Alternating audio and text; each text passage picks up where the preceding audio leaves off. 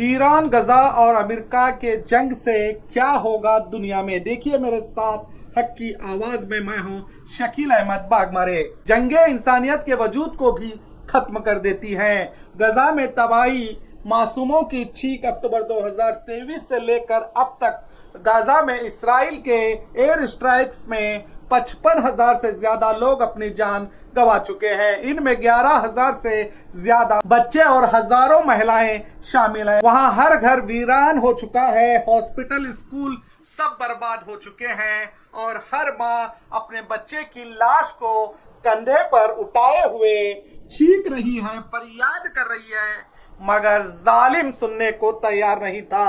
मगर अब खुदा का कहर ईरान के जरिए होने लगा जब इसराइलों को पता चला कि जिंदगी कितनी कीमती होती है और मौत क्या है।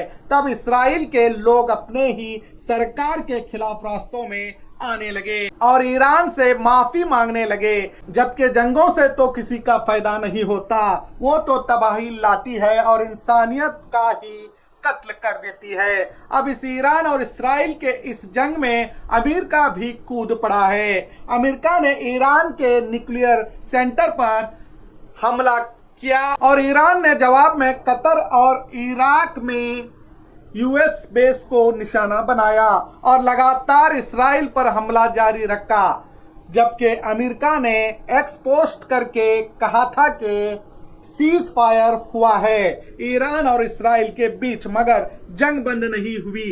ईरान ने तो सीज फायर ट्वीट आने के बाद भी हमला कर दिया। अब अमेरिका का वजूद इस पूरी जंग में झूठा ही दिखाई दे रहा है।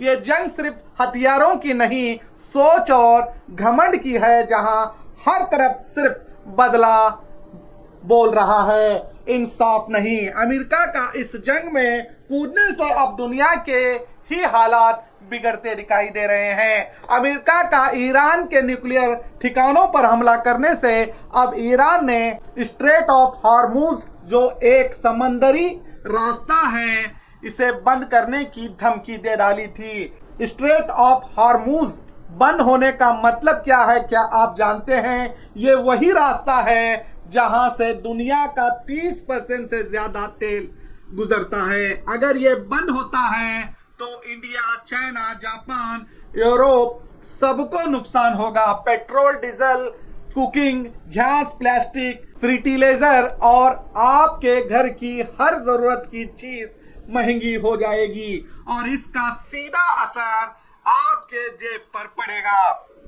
इस जंग में रोजाना हजारों करोड़ रुपए आग में डाल दिए जा रहे हैं। इसराइल हर दिन इस जंग में 725 मिलियन डॉलर यानी 6,000 करोड़ से ज्यादा खर्च कर रहा है। लाखों लीटर फ्यूल, हजारों बॉम्ब्स, ड्रोन्स, मिसाइल्स में खर्च हो रहे हैं। अमेरिका भी हर दिन आर्म्स और सपोर्ट्स दे रहे हैं। ईरान की भी दौलत खर्च हो रही है, मगर इसराइल से 80% कम। सोचिए, जहां लोग रोटी के लिए परेशान हैं, वहां हर रोज इतने पैसे मिसाइल्स और बॉम्ब्स में जलाए दिए जा रहे हैं। अब स्ट्रीट हॉर्मुज बंद होने की सिर्फ खबर से ही तेल के दाम बढ़ने की खबरें आ रही है। यूरोप, एशिया और भारत में पेट्रोल, डीजल की कीमतें तेजी से बढ़ सकती हैं अगले कुछ हफ्तों में। आटा, चावल, सब्जी, दवाई, प्लास्टिक सब कुछ महंगा होने वाला है अगर ईरान स्ट्रेट हॉर्मुज को बंद करता है तो। हो सकता है इस वक्त ईरान का खून ज्यादा बह रहा है, मगर इसराइल की तिजोरी का लहू सबसे ज्यादा बहता दिखाई दे रहा है। टीआरटी वर्ल्ड के वेबसाइट ने कहा है, अगर ये जंग ऐसे ही चलते रहेगी तो इसराइल का डिफेंस सिस्टम पूरी तरह से कोलैप्स हो जाएगा। इसीलिए इसराइल ने अमेरिका को इस जंग में कूदने पर मजबूर कर दिया है। और याद रखिए, जंग से सिर्फ जख्म मिलता है, जंग कभी किसी समस्या का हल नहीं होती। जंग सिर्फ नफरत लाती है, जंग सिर्फ जख्म देती है, चाहे वो गाजा हो, तेहरान हो या तेल अवीव।